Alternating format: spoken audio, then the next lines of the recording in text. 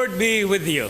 And with your spirit. A reading from the Holy Gospel according to Mark. Glory to you, O Lord.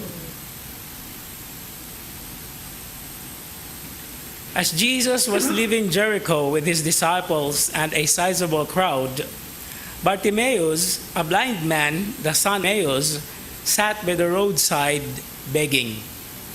On hearing that it was Jesus of Nazareth, he began to cry out and say, "Jesus, Son of David, have pity on me."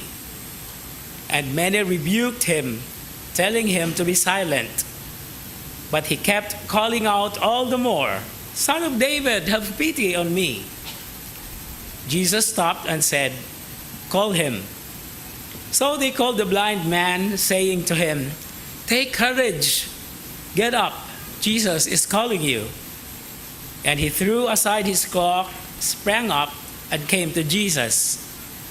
And Jesus said to him in reply, "What do you want me to do for you?"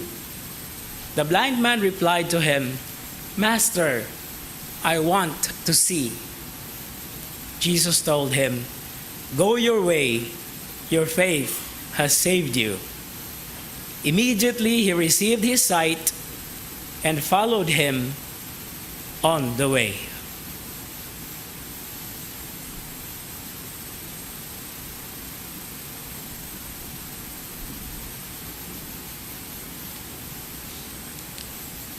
The Gospel of the Lord. Praise to you, Lord Jesus Christ.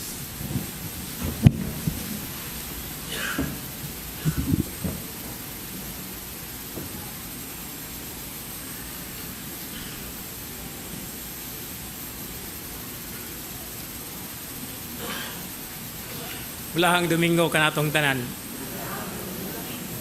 There are always funny expressions playing in my mind. At the end of the gospel, when it says, immediately he received his sight and followed him right away. But it's not right away, but on the way.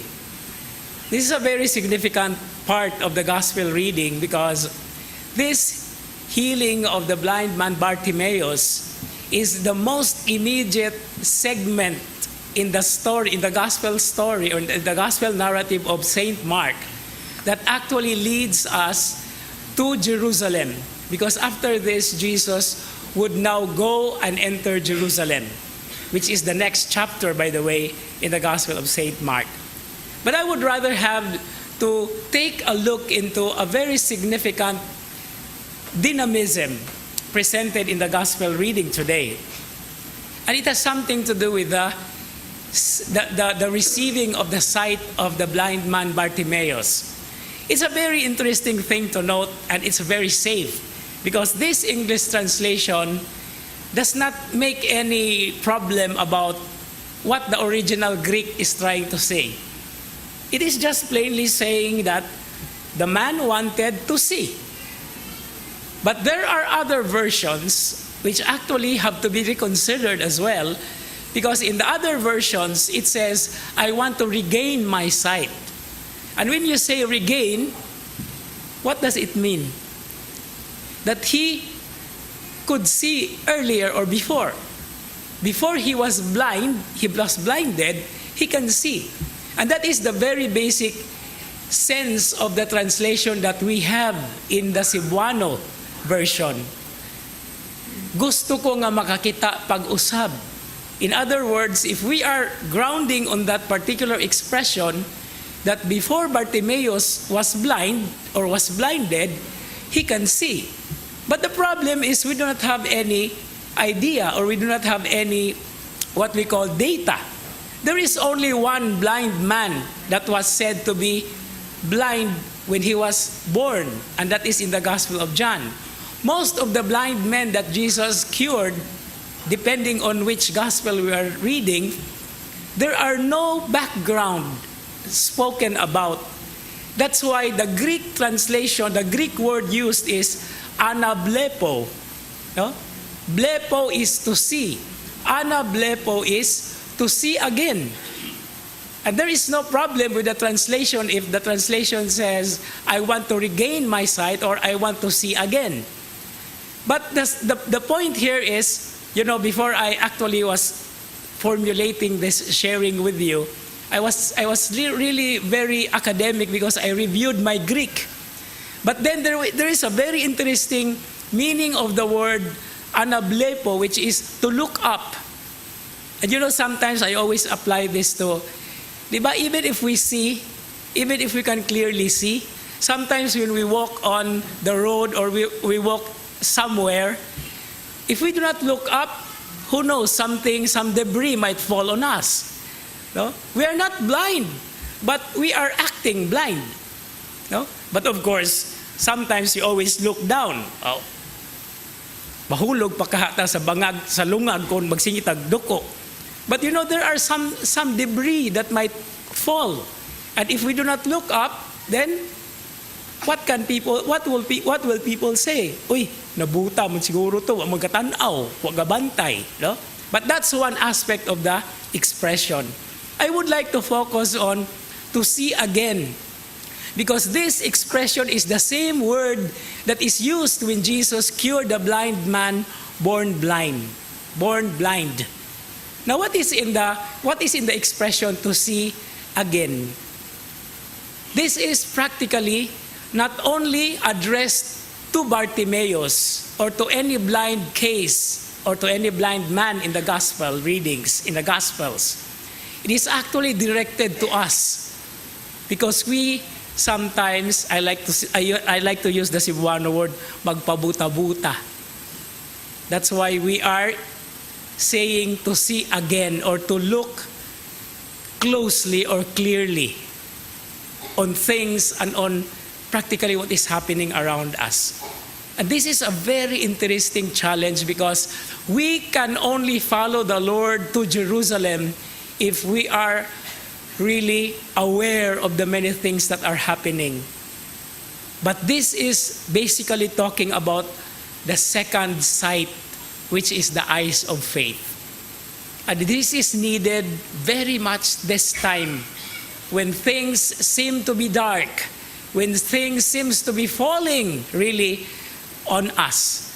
We have to open up not only our physical eyes, but our eyes of faith in order to understand why things are happening and what are our involvement, what is our involvement, what are our responsibilities, why things are happening, despite the many different moves and, desires and many programs that we are doing. Now, we turn out to be blinded precisely because we do not look what is really the real thing. And this is what blindness is all about. Well, you have been hearing a lot about spiritual blindness. And that is the one that is being addressed here. And this is very significant because to follow the Lord to Jerusalem is to be able to see our eyes, through our eyes of faith, what He is going to undergo. That He is going to suffer, to die, and to rise for all of us. And this is what faith is all about. We are not walking only with feet grounded, but we are walking with the eyes of faith. And this is the significance of the cure, of the healing, of the seeing again of the blind man Bartimaeus, because this is intended for each and every one of us. And I always am enamored with a very beautiful hit song, or it's not a hit song because this is a jazz genre.